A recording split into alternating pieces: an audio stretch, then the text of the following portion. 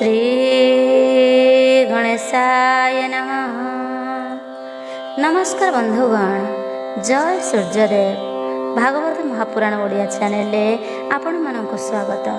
आज आपण मानक पई प्रस्तुत सूर्य पुराण। एही पुराण पाठ करिबा बा श्रवण करिबा द्वारा मनुष्य जीवन में आरोग्य, तेज, सकारात्मक शक्ति एवं सफलता प्राप्त होता है। एही पवित्र ग्रंथ को पढ़िले बा शुणिले अनेक प्रकार लाभ मिलता है। नियमित भावे सूर्य पुराण पाठ किंबा सूर्य को उपासना कले कौन सी प्रकार चर्म रोग एवं आखि संबंधी रोग दूर होता है। एही पुराण श्रवण करने द्वारा मानसिक शांति एवं पुण्य प्राप्ति होता है। तेबे आसंतु बंधुगण आरंभ करिबा सूर्य पुराण। चैनल जदि नुआ अछंती चैनल टी को सब्सक्राइब करी कमेंट बॉक्स रे जय सूर्यदेव लिखा जमा भी कुंठाबद्ध करेनि। तेबे आसंतु सूर्य पुराण आरंभ करने पूर्व प्रथमे सूर्यदेवंकर स्तुति पाठ करिबा।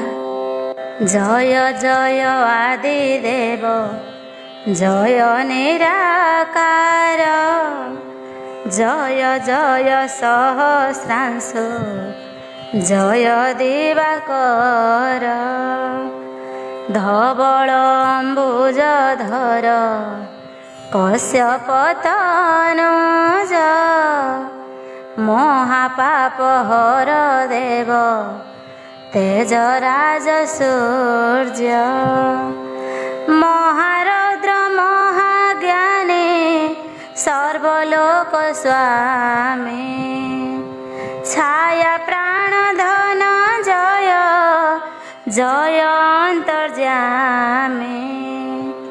कोटि तेज राशि घेनी, दिशुछ सुंदर, तिमिर विध्वंसी प्रतिभा, अनंत भास्कर, वनज कुसुम सम, श्रीअंग सुषमा, स्वतः प्रदीप्त तनु, नाही ता उपमा, कंठे हार कर्णे स्वर्ण, कुंडल शोभित, बहु अछि कुंडलरु अमृत निरत, जय देव देव जय, आदित्य हृदय, जय जय नारायण, जय मृत्युंजय, जय मारकंड सर्व रोगनाशकारी,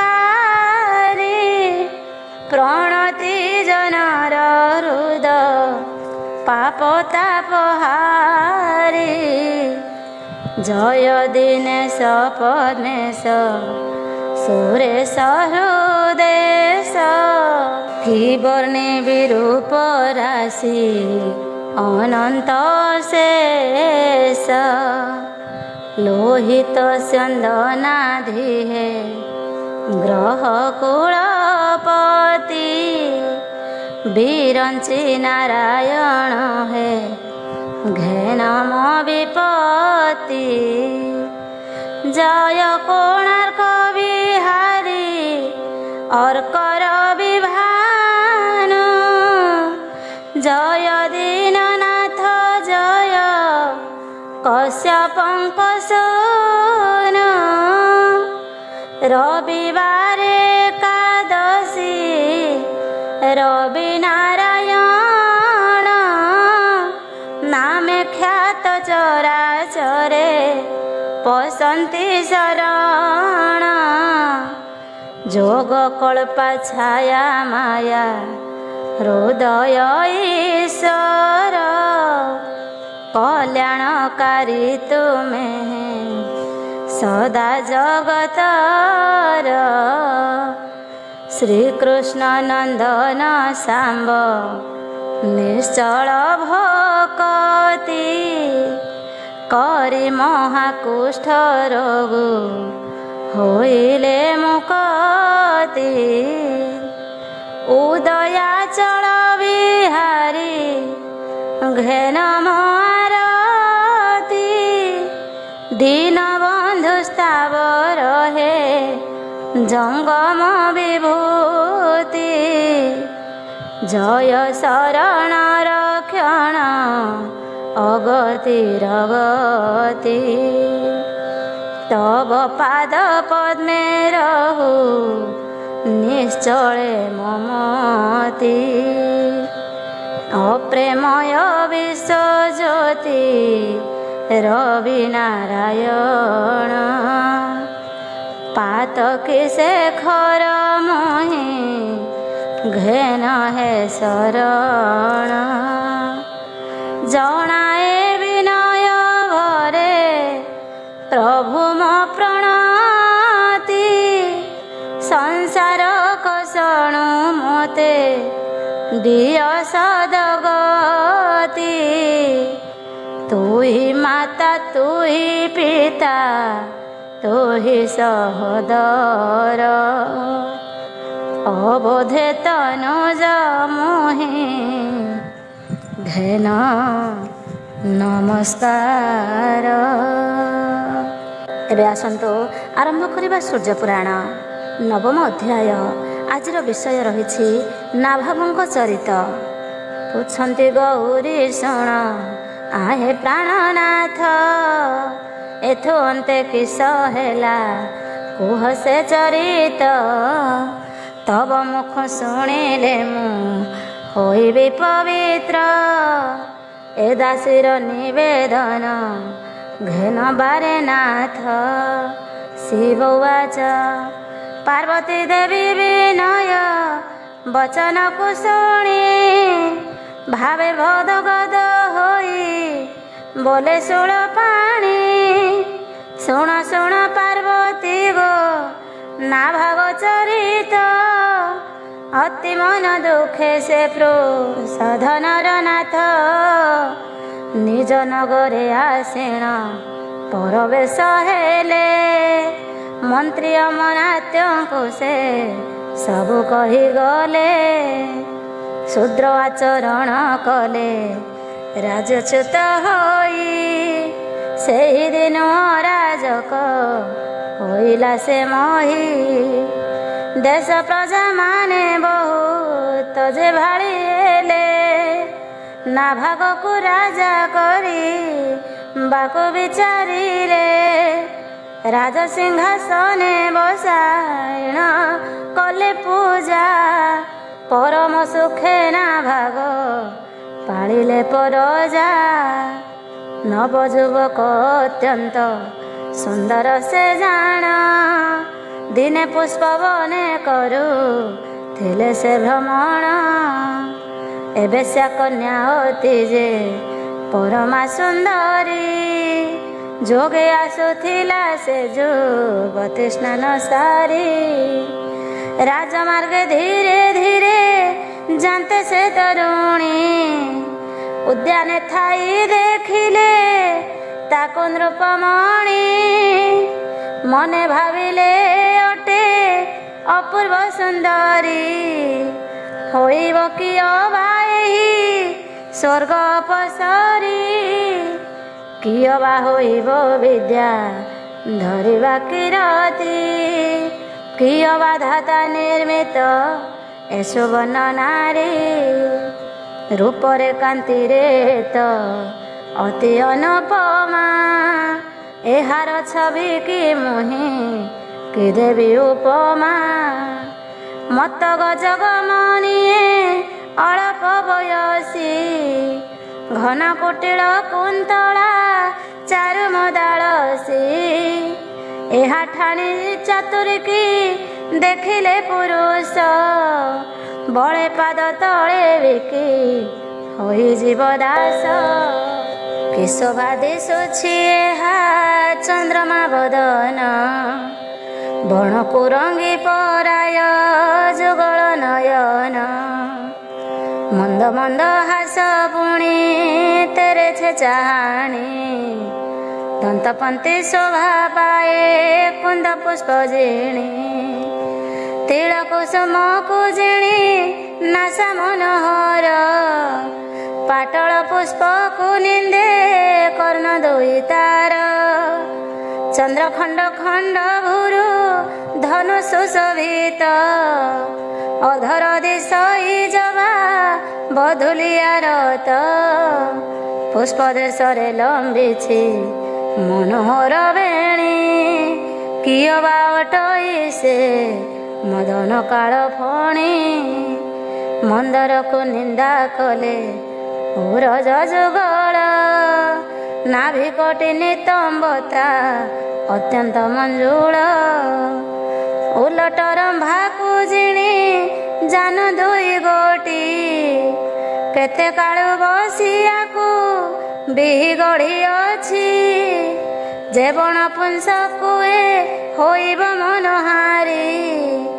ବହୁ ଜନ୍ମ ସେ ପୁରୁଷ ଥିବ ତପ କରି ତପସ୍ୟାର ଶିବ ଉମା ଥିବ ସେ ମଣାଇ ଅଥବା ଗଙ୍ଗା ସରିଳେ ଝାସିଥିବ ସେହି ସେ ସିନା ଏ କନ୍ୟା ରତନକୁ ପ୍ରାପ୍ତ ହେବ ନହିଲେ ଅନ୍ୟ କିଆକୁ ଲଭିଣ ପାଇବ ଏମନ୍ତେ ମନେ ବିଚାର କରୁଣର ପତି ମଦନ ସରେ ସେ ହେଲେ ବ୍ୟାକୁଳିତ ଅତି ଶ୍ରମ ଝାଳ ବହିଲା ତା ସର୍ବାଙ୍ଗ ଯାକରୁ ଅଚେତନ ହୋଇଗଲେ ଧୈର୍ଯ୍ୟ ଧରୁ ଧରୁ ସେହି କ୍ଷଣି ଆସୀନ ଭୃତ୍ୟକୁ ପଚାରିଲେ ବୈଶ୍ୟର ଭୁବନେ ଯାଇ ନୃପତି ମିଳିଲେ ବୋଇଲେ ବୈଶ୍ୟକୁ ଚାହିଁ ଶୁଣ ମୋ ବଚନ ତୋ ଘରେ ଅଛି ଯେ ବଣ ଯୁବତୀ ରତନ ସୁପ୍ରଭା ନାମ ତାହାର ତୁମ୍ଭ କନ୍ୟା ସେହି ମୋହର ନୟନ ପଥେ ନିରତେ ନାଚଇ ତାକୁ ମୋତେ ଦେଇ କରି ରଖ ଏ ଜୀବନ ଘେନ ଘେନ ବଣି କହେ ମୋର ନିବେଦନ ଏପରି ବିନୟ ଭାବେ କହିଲେ ଅନେକ ରାଜା ବଚନେ ଆଶ୍ଚର୍ଯ୍ୟ ହୋଇଲେ ବଣିକ ବୋଇଲା ହୋ ରାଜା ତୁମ୍ଭେ ସୁବିବେକତି କେଉଁ ପରି କରିଅଛ ଏଡ଼େ କନୀତି ମୁହିଁ ତୁମ୍ଭ ପରିଚାର ତୁମ୍ଭେ ପ୍ରଭୁ ମୋର ଅନୁଚିତ ତୁମ୍ଭ ଆମ୍ଭ ସମ୍ବନ୍ଧ ହେବାର ତୁମ୍ଭେ ଜାତିରେ କ୍ଷତ୍ରିୟ ମୋଟେ ଯେ ବୈଶ୍ୟ ସମାନ ହେବ କି କେବେ ପ୍ରଭୁ ତୁଲେ ଦାସ ଦାଣ୍ଡକୁ ଏ କଥା ଦିଶି ବଟିଅ ସୁନ୍ଦର ଆବର ହୋଇବ ସିନା ଅକୀର୍ତ୍ତି ଅପାର କହୁଛି ମୁଁ କର ଯୋଡ଼ି ଆହେ ନାରାୟଣ ନିଜ ନବରକୁ ଚଳି ଯାଆନ୍ତୁ ଆପଣ ବିଧିରେ କ୍ଷତ୍ରିୟ କନ୍ୟା ଦେଖି ହୁଅ ବିଭା ତାହା ସିନା ଆପଣଙ୍କୁ ହୋଇବ ଶୋଭା ବୈଶ୍ୟର ବଚନେ କ୍ରୋଧେ ନାଭାଗ କହନ୍ତି ଆହେ ବୈଶ୍ୟ ମୋର ଆଶା ତୁମ୍ଭ କନ୍ୟା ପ୍ରତି ତାହାଠାରେ ବଳିଛି ମୋ ବଡ଼ ଅନୁରାଗ ଏକଥାକୁ ବୈଶ୍ୟ ତୁମ୍ଭେ ନ ଭାଙ୍ଗ ନ ଭାଙ୍ଗ ମୁହିଁ ଅଟଇ ନୃପତି ଏହି ପୃଥିବୀର କେବେ ମୋ କଥା ତୁମ୍ଭେ ଅନ୍ୟଥା ନ କର ଯେବେ ଦୁହିତାକୁ ମୋତେ ନ ଦେବ ହେ ଭଲେ ସତ କହୁଅଛି ନିଶ୍ଚୟ ହରି ନେବି ବଳେ ସେ ବୈଶ୍ୟ ଯାଇନା ଭାଗ ପିତାଙ୍କୁ କହନ୍ତେ ଅଭିଶାପ ଦେଲା ତା ପିୟର କ୍ରୋଧ ଚିତେ ନୃପତି ହୋଇ ତୁ କଲୁ ଅନ୍ୟାୟ ବ୍ୟବହାର आज ठारू राज्य नहिब तो अधिकार वैश्यवृत्ति करी तू दरपोष जाई शुणी देश छाड़ी गला ना भाग पलाई निज नारी सुप्रभाକୁ ଘେନି ବନେ ଗଲା ଫଳମୂଳ ଭକ୍ଷଣ ସେ ଉଦର ପୋଷିଲା। ଇତି ଶ୍ରୀ ସୂର୍ଯ୍ୟପୁରାଣେ ଶିବ ଉମା ସମ୍ବାଦେ ନାଭାଗ ରାଜା ଚରିତ ବର୍ଣ୍ଣନେ ନାମ ନବମ ଅଧ୍ୟାୟ। ଦଶମ ଅଧ୍ୟାୟ ପ୍ରଣତି ଶାପ। ପାର୍ବତୀ ଉବାଚ ଏଥୁ ଅନ୍ତେ ଶୁଣ ଜଣେ ଅମୀୟ ଚରିତ। ପାର୍ବତୀ ପୁଛନ୍ତି ଆହେ କୈଳାସର ନାଥ ନାଭାଗ ତା ନାରୀ ନେଇ ବଣେ ବସାଇଲା। ତାହାପରେ କେଉଁ ସବୁ ଘଟଣା ଘଟିଲା। ଶଙ୍କର ଉବାଚ କହନ୍ତି ଈଶ୍ୱର ଶୁଣ ଆଗ ଶାକମ୍ଭରୀ ପରମ ସନ୍ତୋଷ ହେବ ଯାହା ଶୁଣି କରି। ବୈଶ୍ୟତା ପାଇଲା ଯହଁ ସେନା ଭାଗ ରାଜା ତା ଭାଇମାନେ ପାଳିଲେ ପୃଥିବୀର ପରଜା। ଏ ଉତ୍ତାରୁ କେତେ ଦିନ ସୁପ୍ରଭାତ ରୁଣୀ ଗର୍ଭବତୀ ହୋଇଲା ଗୋ ହିମାଦ୍ରି ଦୁଲଣୀ।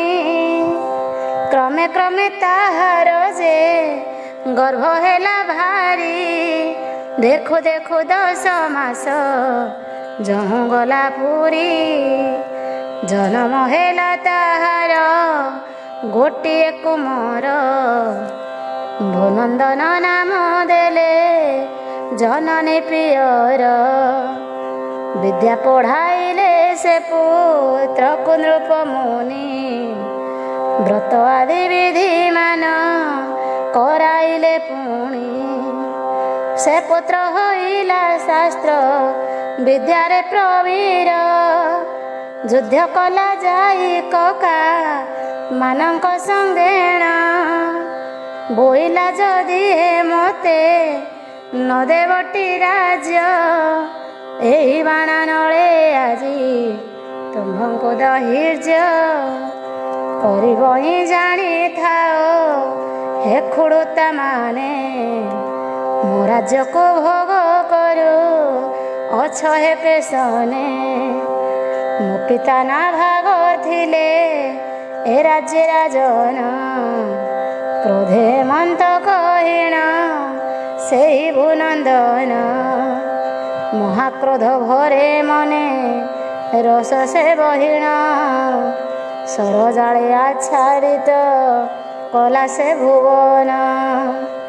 ଭୟ ତା ଖୁଡ଼ୁତା ମାନେ ସେ ରାଜ୍ୟ ଛାଡ଼ିଲେ ଭୁନନ୍ଦନ ଯାଇ ପିତା ଆଗରେ କହିଲେ ହୋ ପିତା ରାଜ୍ୟରେ ଏବେ ହୁଅନ୍ତୁ ରାଜନ ନିଶ୍ଚିନ୍ତରେ ତ୍ୟାଗ କରି ଏହି ଘୋର ବନ।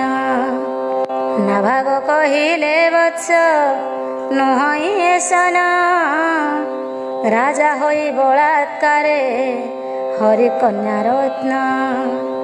ସେହି ଦୋଷ ପିତା ମତେ ରାଜୁ କଲେ ଦୂର ନୃପତି ହେବା ଉଚିତ ନୁହଁ ମୋହର। ତୁ ନୃପତି ହୋଇ ରାଜ୍ୟ ପାଳ ଆରେ ଦୂତ ନ ପାରିଲେ ଜ୍ଞାତି ଜଳେ କରିଦିଅ ଦତ୍ତ। ଏମନ୍ତ ଶୁଣି ସୁପ୍ରଭା କହେ ହସି ହସି ରାଜେ ରାଜା ହେବା ପାଇଁ କିମ୍ପା କର ନାସ୍ତି। ତୁମ୍ଭେ କେନେ ବୈଶ୍ୟ ହେଲ କହ ପ୍ରାଣନାଥ ବୈଶ୍ୟ କୁଳେ ମୁତ ହୋଇ ନାହିଁ ହେ ସମ୍ଭୂତ। ମୁଁ କ୍ଷତ୍ରିୟ ବଂଶ କନ୍ୟା ତୁମ୍ଭେ ତ କ୍ଷତ୍ରିୟ ସୁଖେ ନିଜ ରାଜ୍ୟ ଯାଇ ହୁଅ ନର ରାୟ। ସେ ପୂର୍ବ ଚରିତ ଏବେ କହୁଅଛି ଶୁଣ। ଏକ ନରପତି ଥିଲେ ସୁଦେବ ନାମେଣ ନଳଙ୍କର ସଖା ସେହି ଧୁମାସ ନନ୍ଦନ, ସଖା ସଙ୍ଗ ବିନେ ସେହୁ ନ ଭୁଞ୍ଜନ୍ତି ଅନ୍ନ। ପ୍ରାଣରୁ ଅଧିକ କରି ତାଙ୍କୁ ମଣିଥାନ୍ତି, ଏକ ଦିନର କଥାଟି ଶୁଣ ପ୍ରାଣପତି। ଦିନେ ସେ ବସନ୍ତ କାଳେ ସେହି ନୃପମଣି, ନିଜ ରାଜ୍ୟ ମହିଷା ମାନଙ୍କୁ ସଙ୍ଗେ ଘେନି। ପୁଷ୍ପ ଉଦ୍ୟାନରେ କରୁଛନ୍ତି ଯେ ବିହାର, ନଳ ନାମ ଧାରି ସଖା ଅଛନ୍ତି ସଙ୍ଗର। ଏ ଉତ୍ତାରୁ ଶୁଣ ନାଥ ଅପୂର୍ବ କାହାଣୀ, ନାନାବିଧ ହାସ୍ୟର ସେହି ନୃପମଣି। ଗାନ ବାଦ୍ୟ ନୃତ୍ୟ କାଳ ହରିଲେ କଜାଣ, ତାମ୍ବଳ ଭଖିଲେ ସୁଖେ ସାରିଲେ ଭୋଜନ। ସେ ଉଦ୍ୟାନେ ଅଛି ଏକ ଗୋଟି ସରୋବର, ଫୁଟିଛି ତହିଁ ଅନେକ କୁମୁଦ କଲ୍ହାର। ମତ ଭୃଙ୍ଗ ପନ୍ତି ମଧୁ ପାନେ ଭୋଳ ହୋଇ, ଗୁଣୁ ଗୁଣୁ ସନେ ମଧୁ ପିଉଛନ୍ତି ତହିଁ। ହଂସ ସାରସ କ୍ରୀଡ଼ନ୍ତି ଆନନ୍ଦେ ସେ ଜଳେ, ମତ୍ସ୍ୟମାନେ ବିହରନ୍ତି ନାନା କୁତୁହଳେ। ସେହି ସର ତଟେ ନଳ ବସି ରହିଥିଲା, ଏହି କାଳେ ଚ୍ୟୁତ ଡାଳେ କୋଇଲି ରାବିଲା। ମଦନ ବାଣେ ତା ଦେହ ଜର ଜର ହେଲା, ସେହି ବନେ ବନେ ନଳ କିଛି ଦୂର ଗଲା। ଚ୍ୟବନଙ୍କ ପୁତ୍ର ନାମ ଅଟେ ଯେ ପ୍ରମତି, ତାହାରି ନିବାସ ଜାଣ ସେହି ବନକତି। ପଥେ ଜଳ ଘେନି ଯାଉଥିଲା ତାର ମଣି, ତାହାକୁ ନଳ ନୟନେ ଦେଖିଲା କକ୍ଷଣୀ। ମିଷ୍ଟ ପଦାର୍ଥ ଦେଖିଲେ ବାଳକେ ଯେ ସନ, ପୁତ୍ର ପାଇଲେ ଯେ ସନେ ଅପୁତ୍ରିକ ଜନ। ଦରିଦ୍ର ରତନ ପ୍ରାପ୍ତ ହୋଇଲେ ଯେ ମନ୍ତ, ସେହିପରି ନଳ ହୋଇ ଅତି ଆନନ୍ଦିତ।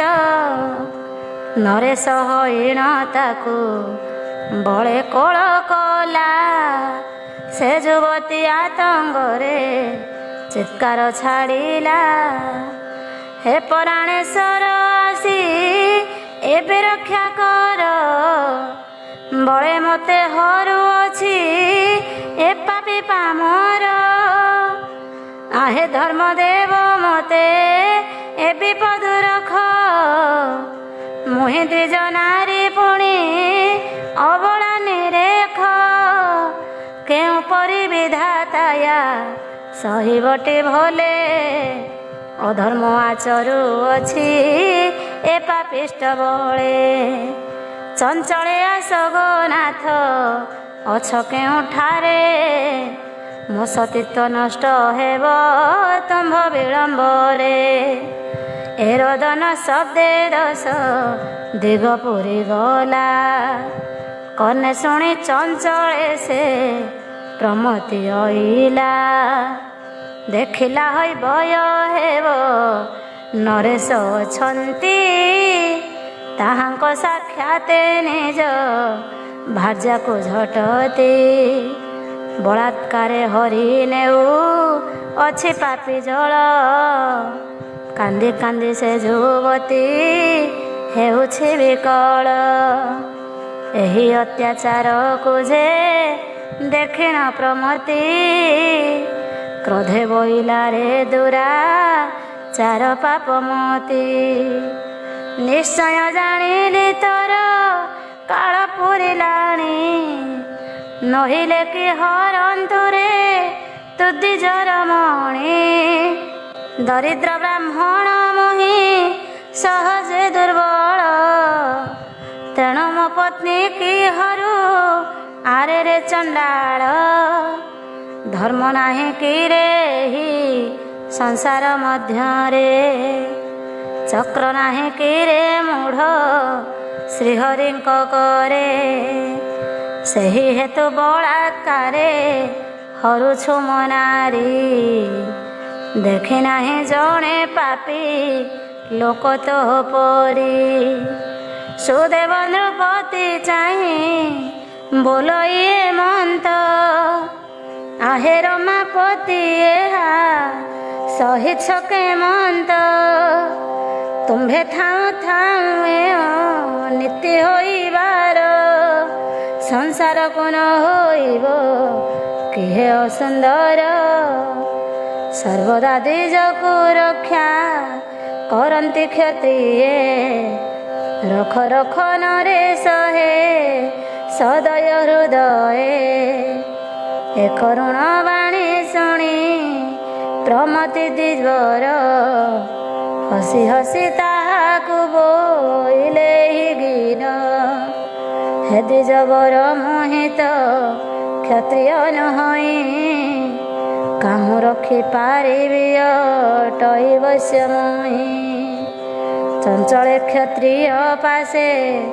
ଯାଅ ହେ ଆପଣ, ରକ୍ଷା କରିବେ ସେ ସିନା ଧରି ଧନୁର୍ବାଣ, ଏ ଉପହାସ ବଚନ ସେହି ଦ୍ୱିଜ ଶୁଣି, ପ୍ରଚଣ୍ଡ ଅଗ୍ନି ସମାନ ହେଲେ ସେହି କ୍ଷଣି, ବୋଇଲେ ନୃପତି ତୋରେ କଲୁ ଉପହାସ, ପରିଚୟ ଦେଲୁ ତୁହି ଅଟୁ ବୋଲି ବୈଶ୍ୟ, ଆଜ ହତୁ ବୈଶ୍ୟ ହୁଅ ଆରେ ରେ ପାମର, କ୍ଷତ୍ରିୟ ଧର୍ମକୁ ଯେଣୁ କଲୁ ପରିହାର, ତୋହର ସାକ୍ଷାତେ ଯାହେ ହେଉଛି ଅତ୍ୟାଚାର, ୟାଠାରୁ ବଳି ଅଛି କି ଅନ୍ୟାୟ ବ୍ୟବହାର, ଗୁରୁ ସ୍ତ୍ରୀ ବ୍ରାହ୍ମଣଙ୍କୁ ଯେ ରକ୍ଷା କରିବାରେ,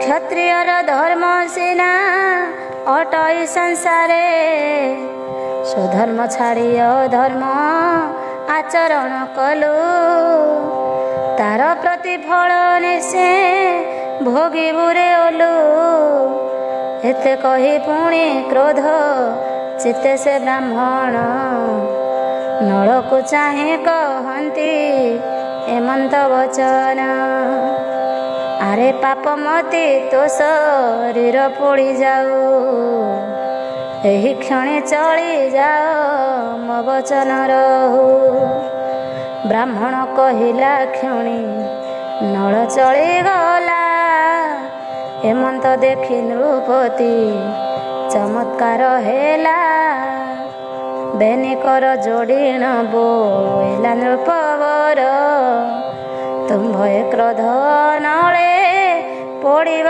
ସଂସାର, ତୁମ୍ଭର ସ୍ୱରୂପ ଦେଖି ଡର ଲାଗୁଅଛି, କ୍ରୋଧ ପରିହର ମୋର ଦୋଷ କୋନ ବାଛି, ଏପରି ବିନୟ ଯହୁଁ କହିଲେ ନରେଶ, ପ୍ରମତି କହିଲେ ତାଙ୍କୁ ହୋଇଣ ସନ୍ତୋଷ, ମୋ ବାକ୍ୟ କେବେ ଆଉ ନହିବ ତ ଆନ, ଯେ କାଳେ କନ୍ୟାକୁ ତୋର କ୍ଷତ୍ରିୟର ମଣ, ହରିବ ସେ କାଳେ ତୁହି ସାପୁ ହେବ ମୁକ୍ତ, ଏମନ୍ତ କହି ଆଶ୍ରମେ ଗଲେ ମୁନି ସୁତ, ଇତି ଶ୍ରୀ ସୂର୍ଯ୍ୟ ପୁରାଣେ ଶିବ ଉମା ସମ୍ବାଦେ ପ୍ରମତି ଦ୍ୱିଜଙ୍କ ଶାପ କଥନେ ନାମ ଦଶମ ଅଧ୍ୟାୟ। ଏକାଦଶ ଅଧ୍ୟାୟ ସୁପ୍ରଭାର ଜନ୍ମଚରିତ। ପାର୍ବତୀ ଉବାଚ ଏଥୁ ଅନ୍ତେ ପାର୍ବତୀ ଯେ ଶଙ୍କରଙ୍କୁ ଚାହିଁ ପଚାରିଲେ ପୁଣି ହୋଇ ଅତ୍ୟନ୍ତ ବିନୟୀ, କହ କହ ପ୍ରାଣନାଥ ହୋଇଣ ପ୍ରସନ୍ନ, ସୁପ୍ରଭା ଜନ୍ମ ଚରିତ ଆହେ ପ୍ରାଣଧନ, ଶୁଣିବାକୁ ବଳି ଅଛି मोहर मानस मोहर सन्देह फेड़ आहे दिगवास तब श्रीचरण तले करुछि दयिनी कृतार्थ होइबि तब श्रीमुखरु शुणी शंकर वाच पार्वती विनय शुणी कहते सान एक मने शुण से चरित जीवधन सुप्रभा युवती जा कहिला पति आगे ताहा प्रकाश करुछि तुम्भ अनुरागे सुप्रभा बोइला नाथ एक मने शुण दुख मने ओइले सुदेव नर राण से मोर पियर जे मु ताहांक नंदिनी एबे होइअछि तुम्भ प्रेम सौभागिनी तुम्भे क्षत्रिय हरिण नेई मते बळे मो पितांकु ब्रह्म सापु मुक्त कल हेळे से परि मो जन्म हेली कहुछि ता शुण एक नरपति थिले सुरथ ता नाम गंधमादन पर्वते ताहांक निवास तपस्या रे माति थांती रजनी दिवस निद्राहारादि सबु परित्याग करी इंद्रिय निरोधी पुणी तेजी सड़ईरी वनस्ते रही निरते तप करुथांती एक दिनर चरित शुण हे नृपति से न उड़ी जाऊथिला सारिटिए घेनी खसी पड़ते देखिले ताकु नृपमणि ताहांक मन मध्यरे हेला दया भाव मूर्छित होई भूमिरे गड़िले से जब जे काले चेतना पाई उठी न बसिले तांको अंगरु मो जन्म हेली सेही काले से महात्मा देखी मते चिंतिले मंत जेणु ए कन्या होइला कृपारोटी जात एहा नाम कृपावती होइला जहु कुटीर रे बढ़ी युवती हेली तहु सखी मानकर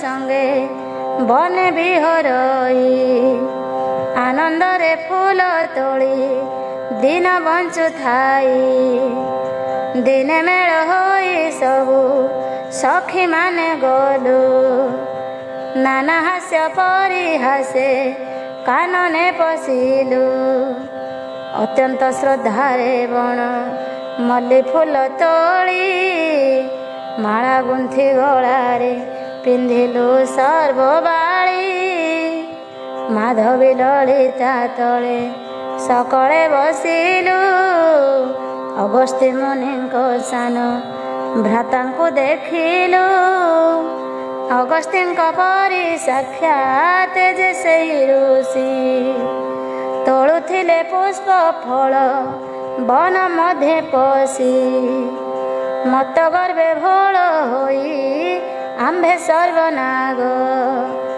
उपहास कलु से मुनि को देखी करी मत गर्भे भोल होई आंभे सर्वनारी उपहास कलु से मुनि को देखी करी पुणी बोइलु ए वैश्य पराए दिशई शुणी कोपे साप देले से मुनि गोसाई आम्भको वैश्य बोलिण कहिलु सुंदरी वैश्य बीर्जे तोर जात हेउ वैश्य नारी बोइले मुआ हे मुनि मु तो कही नाही अदोषरे अभिशाप देल हे किं पाई ଏମନ୍ତ କହି ତାହାଙ୍କ ଚରଣେ ନ ମିଲି ଶ୍ଵେତ ପିବର ବୋହିଲେ କୃପା ଜଳ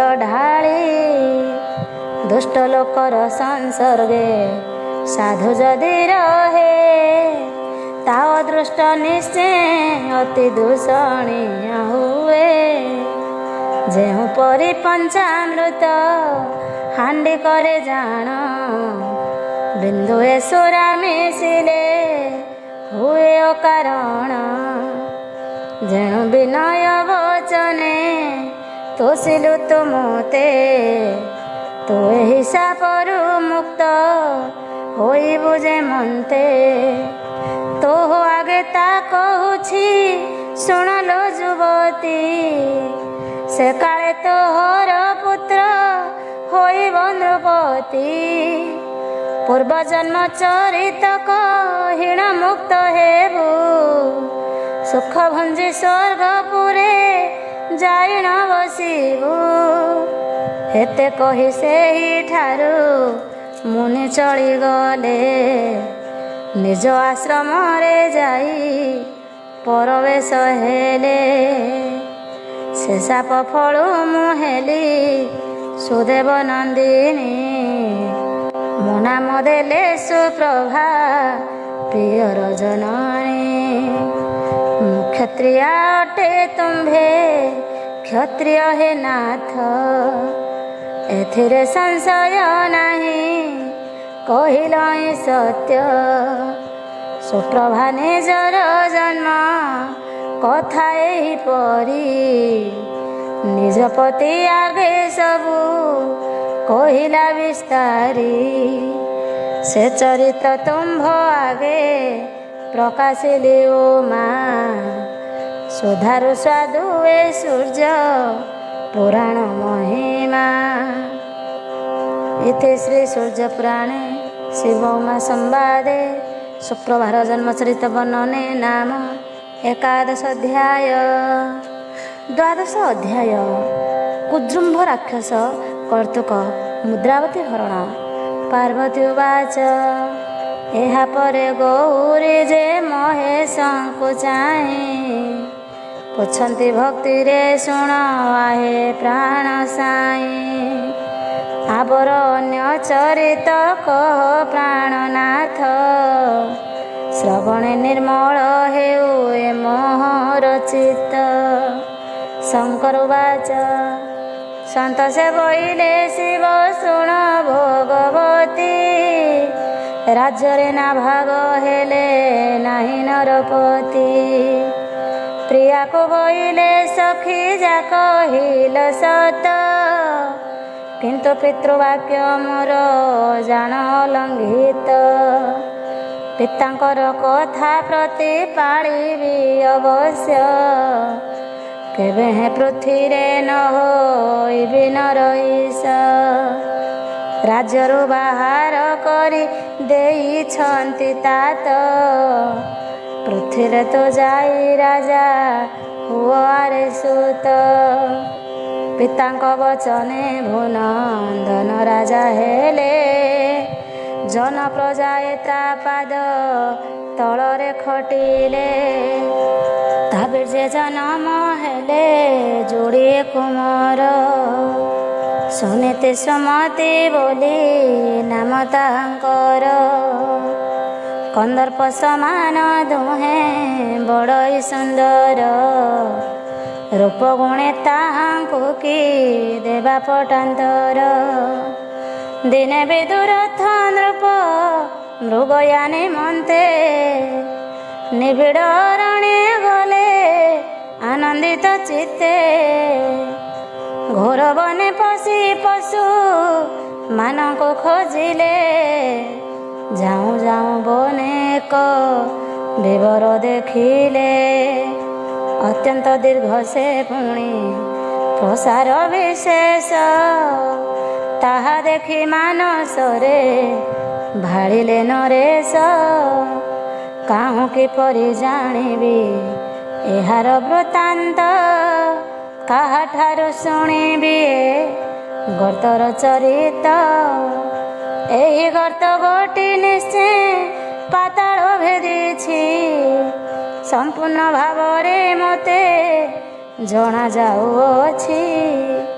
ଶୁଣ ପ୍ରିୟ ଏହି କାଳେ ଏକ ଆଚମ୍ବିତ, ଦେଖିଲେ ବନରୁ ଆସୁଛନ୍ତି ତପବନ୍ତ।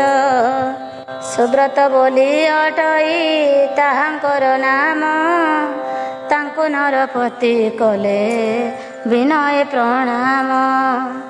ପଚାରିଲେ ସେ ଗର୍ତ୍ତର ବିବରଣ ଯାକ, ଆହେ ମୁନିବର କହ କହ କରି ଠିକ। ଯେଣୁ ତୁମ୍ଭେ ସର୍ବଜ୍ଞ ପୁରୁଷ ତପିବର, ସେ କାରଣ ପଚାରୁଛି ଏହାର ଉତ୍ତର। ଦୟା ଚିତ୍ତେ ବହି ମୋ ସଂଶୟ ଦିଅ ଫେଡ଼ି, ଦଇନି କରୁଛି ତବ ପାଦ ତଳେ ପଡ଼ି। ମହାଭୟଙ୍କର ଦିଶୁ ଅଛି ଏହି ଗର୍ତ୍ତ, ତାହା ଶୁଣି ଆନନ୍ଦିତେ କହିଲେ ସୁବ୍ରତ। ଆହେ ନରପତି ତୁମ୍ଭେ ଅବନୀଶ୍ୱର, ଏ ମହିମଣ୍ଡଳ କି ତୁମ୍ଭକୁ ଗୋଚର। ରସାତଳେ ଏକ ଦୈତ୍ୟ କରିଅଛି ବାସ, ଏହି ବିବରଟି ସେ ପୁରର ଦ୍ୱାର ଦେଶ।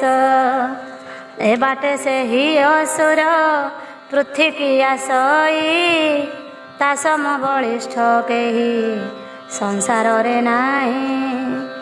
ଏ ମହିକି ବିଭୂମିତ କରିବାରୁ ସେହି, ତା ନାମକୁ କୁମ୍ଭ ଲୋକେ ବିଖ୍ୟାତ ଅଟଇ। ତିନି ପୁର ଲୋକେ ତାହା ବିଷୟ ଜାଣନ୍ତି, ତୁମ୍ଭଙ୍କୁ ଅଜଣା କେନେ ଆହେ ନରପତି। ସୁନନ୍ଦ ମୂଷଳ ଘେନି କୁଜୃମ୍ଭ ଦଇତ, ଏକା ହୋଇ ସେ ଜୟ କଲା ତ୍ରିଜଗତ। ଅପାର ମହିମା ସେ ସୁନନ୍ଦ ମୂଷଳର, ବହୁଦିନୁ ବିଶ୍ୱକର୍ମା ଆପଣା ହସ୍ତର। ନିର୍ମାଣି ଥିଲେ ତାହାକୁ ଆହେ ଦଣ୍ଡଧାରୀ, ଏହି ଦୈତ୍ୟ ସେ ଅସ୍ତ୍ର ଟିକି ବୋଲି କରି।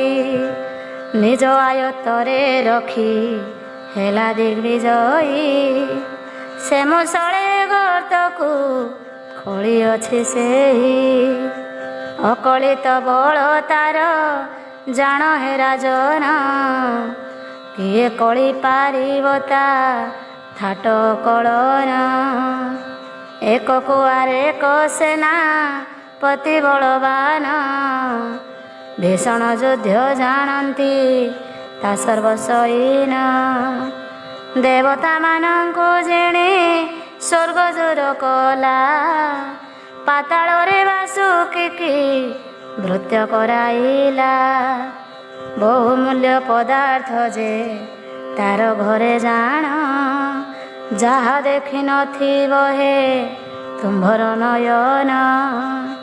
ହେ ନରେଶ ଏବେ ମୋତେ ଲାଗୁଅଛି ଡର, ଯେବେ ଦେଖିବଟି ସେହି ପାପୀ ନିଶାଚର।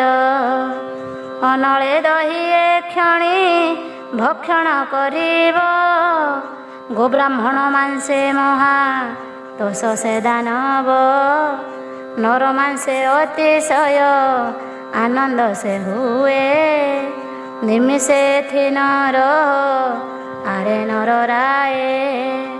ତା ଦ୍ୱାର ପାଖରେ ଅଟ ଏଠି ତୁମ୍ଭ ଘର, ସାବଧାନ ହୁଅ ଏବେ ଆହେ ନରେଶ୍ୱର। ସେ ପାପିଷ୍ଠ ଅଟେ ମହା ପ୍ରତାପୀ ଅସୁର, ଦେଖି ଭୟ ମୋ ଦେହ ଯେ ହୁଏ ଥରହର। ଋଷି ଯଜ୍ଞ ଭାଙ୍ଗେ ସେହି ବଡ଼ ନିଦାରୁଣ, ଦେଖିବାକୁ ଅଟଇ ସେ ଅତ୍ୟନ୍ତ ଭୀଷଣ। ଦୂରରୁ ପର୍ବତ ପ୍ରାୟ ଦେଖାଯାଏ ସେହି, ମୂଷଳ ପରାୟ ଦନ୍ତ ମାନତା ଅଟଇ। ପିଙ୍ଗଳ କେଶ ତାହାର ଉଡ଼େ ଫର ଫର, କ୍ରୋଟପରାୟ ସୁଦୀର୍ଘ ନୟନ ତାହାର। ଏଠାରେ କେବେ ନର ମହିପତି ପଳାଇ ଯାଅ ବହନ ଘେନି ମୋ ଭାରତୀ। ଏମନ୍ତ କହିଣ ସେ ସୁବ୍ରତ ଯିବା ପାଇଁ ଲଣ୍ଡ ଭଣ୍ଡ ହେଲେ ତହୁଁ ମନେ ଭୟ ପାଇ। ମୁନିଙ୍କ ମୁଖୁ ସେ କଥା ଶୁଣି ନରପତି ବୋଇଲେ କାତର ନୁହଁ ଆହେ ମହିପତି। କ୍ଷଣେ ରହନ୍ତୁ କିଛି ମୁଁ ପଚାରିବି ପୁଣି ଇନ୍ଦ୍ରଙ୍କ ହସ୍ତରେ ବଜ୍ର ନଥିଲେ କି ଘେନି। କାହିଁକି ଯୁଦ୍ଧେ ସେ ମୁଷଳକୁ ନ କାଟିଲେ ଅସୁର ପାଦେ କାହିଁକି କିଙ୍କର ହୋଇଲେ। ମୁନି ବୋଇଲେ ଶୁଣ ହେ ତାହାର କାରଣ ସେ ମୁଷଳ ଗୋଟିକର ଆଚମ୍ବିତ ଗୁଣ। କ୍ଷଣକ ଭିତରେ ସଂସାରକୁ ନାସିପାରେ କ୍ଷୟ ହୋଇ ସେ ଜାଣ ମହାପ୍ରଳୟରେ। ବଜ୍ର ବା ତାର କିସ କରିପାରିବଟି ନିମିଷକେ ନର ଖଇ ଚରାଚର ସୃଷ୍ଟି। ବିଷ୍ଣୁଙ୍କ ଆୟୁଧ ସେହୁ ସୁଦର୍ଶନ ଚକ୍ର ତହିଁରେ ସେ ନ ଛିଡ଼ିବ କି କରିବେ ଶକ୍ର। ତ୍ରିଶୂଳରେ ତାଙ୍କୁ ଛେଦି ନ ପାରିଲେ ଶିବ ଅନ୍ୟ ଦେବତାଏ ଅବା କି କରିପାରିବ। ଯାହାର ହସ୍ତରେ ସେ ମୁଷଳ ରହିଥିବ ତାକୁ ଜିଣିବା କ୍ଷମତା କାହାର ହୋଇବ। ରାଜା ବୋଇଲେ କଦାପି କୋପ ହେନ କର କଥାଏ ମୁଁ ପଚାରିବି ଆହେ ମୁନିବର। ସୁବ୍ରତ ବୋଇଲେ ପଚାରୁଛ କି ପଚାର ବିଳମ୍ବରେ ପ୍ରୟୋଜନ ନାହିଁ ନୃପବର।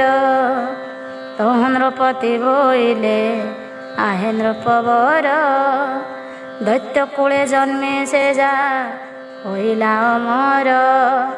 ଏହି କଥା ଗୋଟିଏ ଏକା ଆଶ୍ଚର୍ଯ୍ୟ ମଣୁଛି ଏ ମର୍ତ୍ତ୍ୟ ମଣ୍ଡଳେ ଯେହୁ ଜନମ ଲଭିଛି। କାଳେ ତାହାର ମରଣ ହେଉଅଛି ଭାବେ ନାମରେ ଦୈତ୍ୟ ଅମର ହୋଇବ କି ଭବେ। ସେ ମୁଷଳକୁ ତ କେହି ନ ପାରିବେ କାଟି ଏହି କାରଣ ଦୈତ୍ୟର ମରଣ ନାହିଁଟି। ମୁନି ବୋଇଲେ ଶୁଣ ଶୁଣ ଦଣ୍ଡଧାରୀ ସେ ମୁଷଳ ତେଜହୀନ ହୋଇବ ଯେପରି। ଯେ କାଳେ ରାକ୍ଷସ ମୁଷଳକୁ ଚୋରି କଲା ବିଶ୍ୱକର୍ମାକୁ ପଶାନ୍ତେ ତା ଜଣା ପଡ଼ିଲା। କ୍ରୋଧ ହୋଇ ଅଭିଶାପ ଦେଲେ ସେ ସତର ଏହି ଦେବ ଅସ୍ତ୍ର ଚୋରି କଲୁରେ ଅସୁର। ଆରେ ରେ ପାମରହୀନ ମତି ଦୁରାଚାର ୟା ଯୋଗୁଁ ଅବଶ୍ୟ ମୃତ୍ୟୁ ହୋଇବ ତୋର। ଏହାକୁ ଅବଶ୍ୟ ଦିନେ ନାଗାଏ ଛୁଇଁବ ଏହାକୁ ଅବଶ୍ୟ ଦିନେ ନାରୀଏ ଛୁଇଁବ। ସୌନନ୍ଦ ମୁଷଳ ବୋଲି ତାର ନାମ ହେବ କେହି କେହି ତା ନାମକୁ ବଳାବଳ ବୋଲି କହିବେ। ରଖିଥା ମନେ ଯାହା ମୁଁ କହିଲି ଯେଦିନ ଏ ମୁଷଳ ଲାଗିବ ସ୍ତ୍ରୀ ହସ୍ତ ସେଦିନ ମୁଷଳ ତେଜହୀନ ହେବ ପ୍ରାପ୍ତ। ତା ପରଦିନ ସେ ପୁଣି ହେବ ତେଜବନ୍ତ। ଏତେ ଭାସି ବିଶ୍ୱକର୍ମା କ୍ରୋଧ କଲେ ଶାନ୍ତ। ଏ କଥାକୁ ନ ଜାଣେ ସେ ପାପିଷ୍ଠ ଅସୁର। ଆହେ ନୃପମଣି ବୁଝି ସୁଝି କାର୍ଯ୍ୟ କର। ଏମନ୍ତ କହିଣ ମୁନି ଅନ୍ତର ହୋଇଲେ ନିଜ ନବରକୁ ବିଦୁର ଥରା ଜାଗଲେ। ବସାଇ ନିକଟେ ପାତ୍ର ମନ୍ତ୍ରୀ ବନ୍ଧୁଗଣ, ବୁଝାଇ କହିଲେ ତାକୁ ସର୍ବ ବିବରଣ। ନୃପତିଙ୍କ କନ୍ୟା ନାମ ଗୋଟିଏ ମୁଦ୍ରାବତୀ, ପରମା ସୁନ୍ଦରୀ ସେହି ପୁଣ୍ୟବତୀ ଅତି। ରାଜାଙ୍କ ନିକଟେ ରହି ସଭା ଶୁଣୁଥିଲା, କିଛି ଦିନ ଉତ୍ତାରେ ସେ ଯୁବା କନ୍ୟା ହେଲା। ଦିନେ ସଙ୍ଗିନୀ ମାନଙ୍କ ସଙ୍ଗେ ମୁଦ୍ରାବତୀ, ଉଦ୍ୟାନରେ ଖେଳୁଥିଲା ଆନନ୍ଦରେ ଅତି। କୁଜୁମ୍ବ ଦଇତ ତାହା ପରେ ଦୃଷ୍ଟି ଦେଲା, ତେଣୁ ତା ଅଙ୍ଗେ କନ୍ଦର୍ପ ସାୟକ ପିଡ଼ିଲା। ବଳେ ହରି ଘେନି ଗଲା ସେ ଦୁଷ୍ଟ ଅସୁର, ପଳାଇ ଯାଇ ସଖିଏ ନୃପଙ୍କ ଛାମୁର। କହିଲେ ସେ କଥା ଭୟେ ସର୍ବେ ଥରି ଥରି, ମହାକ୍ରୋଧ ହେଲେ ବିଦୁରଥ ଶୁଣି କରି। ସେହି କ୍ଷଣି ପାତ୍ର ମନ୍ତ୍ରୀ ମାନଙ୍କୁ କହିଲେ, ସୁନୀତି ସୁମତି ଦୁଇ ରାଜପୁତ୍ର ଥିଲେ। କ୍ରୋଧେ ସେହି ରଥ ଚଢ଼ି ତହୁଁ ବାହାରିଲେ, ତୁମ୍ଭେ ସଦନରେ ଥାଅ ପିତାଙ୍କୁ ବୋଇଲେ। ଆମ୍ଭେ ଦୁହେଁ ଯାଉଅଛୁ ନିଶ୍ଚୟ ସେ ଦୈତ୍ୟକୁ, ରଣେ ମାରି ପଠାଇବୁ ସମନପୁରକୁ। ଏମନ୍ତ କହିଣ ଦୁଇ ଭାଇ ସାଜି ସୈନ୍ୟ, ରଣସ୍ଥଳକୁ ଚଳିଲେ ହୋଇ କ୍ରୋଧ ମନ। ବୀର ମହାବୀର ଗଣ ଅସ୍ତ୍ର ଶସ୍ତ୍ର ଧରି, ଅଗ୍ରସର ହେଲେ ସର୍ବେ ନଗରୁ ବାହାରି। ଅଶୋକ ରଥ ମାନ ଚକଳ ନାଜେ ନାହିଁ, ଅସଂଖ୍ୟ ସୈନୀ ବଳ କେ ପାରଇ କହି। ନର୍ମଦା ନଦୀ ତୀରରେ ଗମନ କରନ୍ତି, ସୈନ୍ୟଙ୍କର ପାଦବରେ କମ୍ପେ ବସୁମତୀ। ବାଜେ ରଣସିଂହା ଭେରି ତୁରି ବୀର ବାଜା, ନିଶାଣ ଟମକ ସେ ମର୍ଦ୍ଦଳ ପୁଞ୍ଜା ପୁଞ୍ଜା। ଯାଉଛନ୍ତି ବାଦ୍ୟକାର ବନି କମ୍ପାଇ, ଯେତେ ଭୋଜି ବାଳା ବାଳେ ତାକଳି ନୁହଇ। ସୈନ୍ୟବୃନ୍ଦ ସହିତ ଯେ ରାଜପୁତ୍ର ବେନି, ବିବର ଦ୍ୱାରେ ପଶିଲେ ଅସ୍ତ୍ର ଶସ୍ତ୍ର ଘେନି। କୁଜୃମ୍ବ ଦୈତ୍ୟର ପୁରେ ପ୍ରବେଶିଲେ ଖରେ, ଦେଖି ଦୈତ୍ୟ ପ୍ରଜ୍ୱଳିତ ହୋଇଲା କ୍ରୋଧରେ। ନିଜ ମନ୍ତ୍ରୀ କିୟ ନାଇଁ ବୋଇଲା ଏ ମନ୍ତ, ମୋର ସୈନ୍ୟ ଗଣ ସାଜ ସାଜ ହେ ତ୍ୱରିତ। ଦୈତ୍ୟରାଜ ଆଜ୍ଞା ପାଇ ମନ୍ତ୍ରୀ ଶୀଘ୍ର ଗଲା, ଅକଳନ ଦୈତ୍ୟ ବଳ ସାରିଣ ଆଣିଲା। ଅସୁରର ସୈନ୍ୟ ଦେଖି କୁଜୃମ୍ଭ ଦୈତ, ମନ୍ତ୍ରୀ କି ପ୍ରଶଂସା କଲା ପଣେ ବହୁତ। ଅନ୍ତପୁରେ ମୁଦ୍ରାବତୀ ପାଶେ ଚଳିଗଲା, ତା ମୁଖକୁ ବାର ବାର ନିରୀକ୍ଷଣ କଲା। ବୋଇଲା ଗୋ ପ୍ରାଣେଶ୍ୱରୀ ତୁମେ ଗଳାହାର, ତୋ ମୁଖ ଦେଖି ହରଇ ରୋଗ ଶୋକ ମୋର। ଅନକ୍ଷଣେ ମୋତେ ସଖୀ ପିଡ଼ୁଅଛି ମାର, କେତେ ଦିନ ପାନ କରିବି ଗତ ଧର। ମୁଦ୍ରାବତୀ କହେ ଆହେ ପରାଶର ଗାଥା, ଅସ୍ଥିର ହେବା ଏ ପ୍ରାୟ ନୁହଁ ବିତା। ମୁଁ ଅବିବାହିତା କନ୍ୟା ହେ ରାକ୍ଷସେଶ୍ୱର, ଅତ୍ୟନ୍ତ ଯତ୍ନେ ବଢ଼ାଇଥିଲେ ମୋ ପିଅର। ମୋହ ଛଡ଼ା କନ୍ୟା ଆଉ ତାହାଙ୍କର ନାହିଁ, ଦିନେ ଜନନୀ ଆଗରେ କହୁଥିଲେ ସେହି। ଦୈତ୍ୟପତି କୁଜୃମ୍ଭକୁ ଦେବାଏ ଦୁହିତା, ଶୁଣି ମୋର ଜନନୀ ଯେ କଲେ ସନମତା। ଶୁଭ ଲଗ୍ନେ ତୁମ୍ଭଙ୍କୁ ପ୍ରଦାନ ଥାନ୍ତେ କରି, ତୁମ୍ଭେ ନାଥ ବଳାତ୍କାରେ ଆଣିବାରୁ ହରି। ଉଚିତ ବିଧାନ ନୁହେଁ ରୀତି ତୁମ୍ଭର, ଏ ପ୍ରକାରେ ଇଚ୍ଛା ଥିଲା ଦୁଇ ଭାଇଙ୍କର। ବସ୍ତ୍ର ବିପ୍ରସଙ୍କୁ ମୋତେ ବିବାହ କରାୟଣ ଥାନ୍ତେ, ତାହା ନ ହେଲା ବଳେ ଆଣିବାରୁ ମୋତେ। ଏବେ ଶୁଭ ଦିନ ଦେଖି ମୋ ପିତାକୁ ଡାକ, ବିଧିର ବିବାହ ହୁଏ ପ୍ରାଣ ନାୟକ। ମୋତେ ପ୍ରଦାନ କରିଣ ପିଅର ମୋହର, ମୁକତିଲ ବନ୍ତୁ ନାଥ ଏହି କୃପା କର।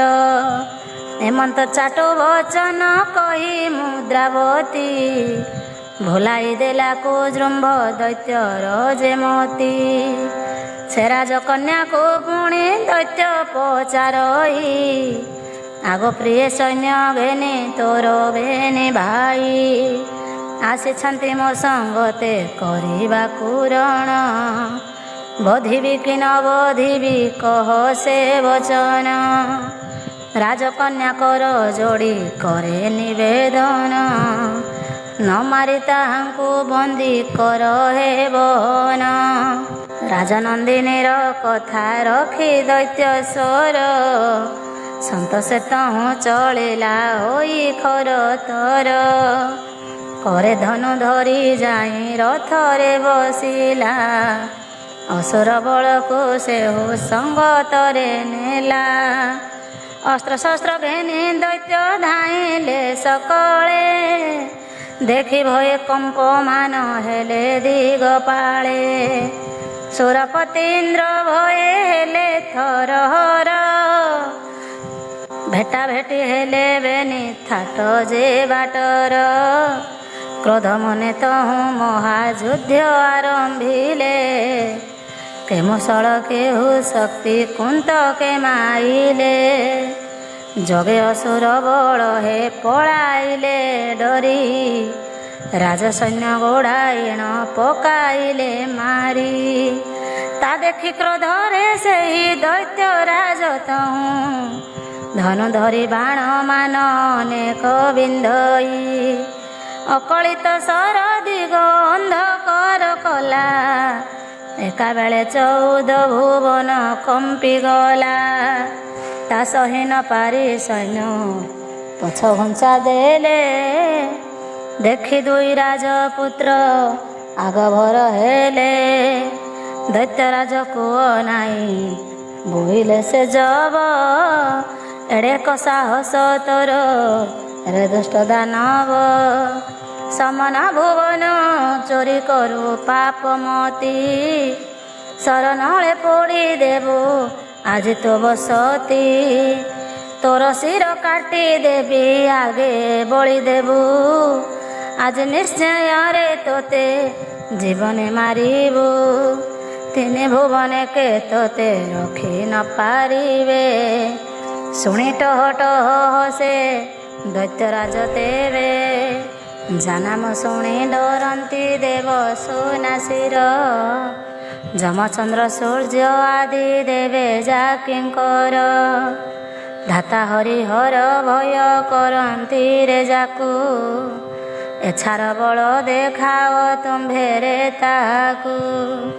ଏମନ୍ତ କହିଣ କ୍ରୋଧେ କୁଜୃମ୍ଭ ଦଇତ, ତୀକ୍ଷ୍ଣ ସରେ ଚଉଦିଗ କଲା ଆଚ୍ଛାଦିତ। ସୁନୀତି ସୁମତି ଯେ ଅଟନ୍ତି ମହାବୀର, ଶକ୍ତି ବାଣେ କାଟି ପକାଇଲେ ଦୈତ୍ୟ ସର।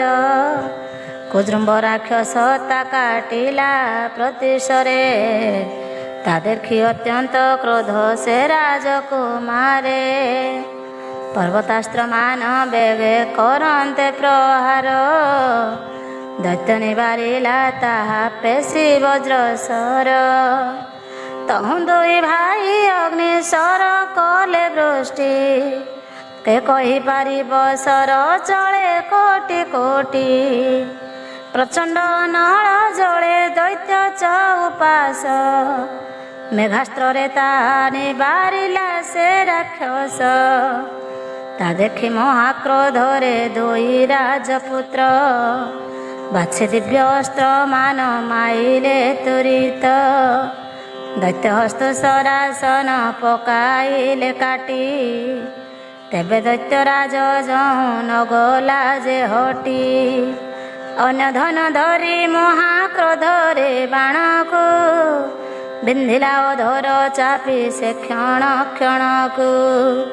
ପୁଣି ସେ ଧନକୁ ରାଜକୁମାରେ କାଟିଲେ, ଆନ ଧନ ଧରି ଦୈତ୍ୟ ଯୁଝିଲା ଚଞ୍ଚଳେ। ତାହାର ଥରୁ ଯେ 4 ଅଶୋକ ବନ, ଛେଦିଲେ ଅସ୍ତ୍ର ପ୍ରହାରୀ ସେ ରାଜନନ୍ଦନ। ଆବର ସାରଥି ଶିର ପକାଇଲେ ହାଣି, ଦେଖି ମାୟା ଯୁଦ୍ଧ ଆରମ୍ଭିଲେ ଦୈତ୍ୟମଣି। ମେଘ ମଧ୍ୟରେ ଲୁଚି ସେ ବୃଷ୍ଟି କଲାସର, ଅନୁବ୍ରତେ ପଡ଼େ ଆସି ଶକତି କୁଠାର। ବୈଦ୍ୟପୁରେ ରାଜପୁତ୍ର ହୋଇଲେ କାତର, ନାଗ ଭାଷରେ ତାହାଙ୍କୁ ବାନ୍ଧିଲା ଅସୁର।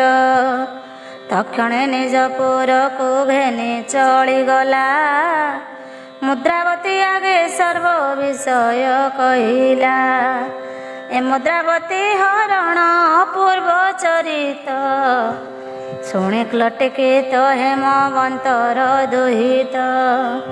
ସଦାଶିବଙ୍କ ମୁଖରୁ ଶୁଣି ଶୈଳସୁତା, ବୋଇଲେ ପ୍ରାଣନାଥ ହେଲି କୃତାର୍ଥତା। ଏହା ପରେ ଆଉ କିସ ହେଲା ପ୍ରାଣନାଥ, ଦିନହୀନର ସେ ପାଦେ ଲୁଳୁ ସଦା ମାଥ। इति श्री सूर्यपुराणे शिवोमा संवादे मुद्रावती हरण कथनम नाम 12 अध्याय।